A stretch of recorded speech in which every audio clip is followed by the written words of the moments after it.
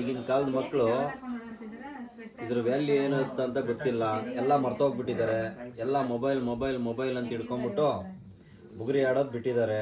ರೋಡಲ್ಲಿ ಯಾವ ಮಕ್ಕಳು ಸಿಗಲ್ಲ ಈಗ ನಾನು ಇದರಲ್ಲಿ ಒಂದು ಚಮತ್ಕಾರ ತೋರಿಸ್ತೀನಿ ನೋಡಿ. ಅದಕ್ಕೂ ಮುಂಚೆ ಒಂದು ಟೀ ಕುಡ್ಕೊಂಬಿಡೋಣ ಬನ್ನಿ. ಟೀ ಕುಡಿದ್ಮೇಲೆ ನೋಡಿ ಇದೆಯಲ್ಲ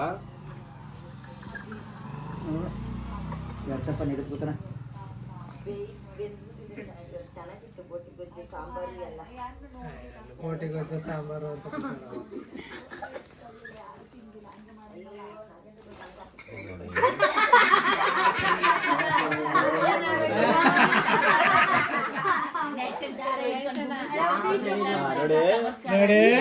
ನೋಡಿ ಸುತ್ತಕ್ಕೆ ಬರಲ್ಲ ಇವ್ರಿಗೆ.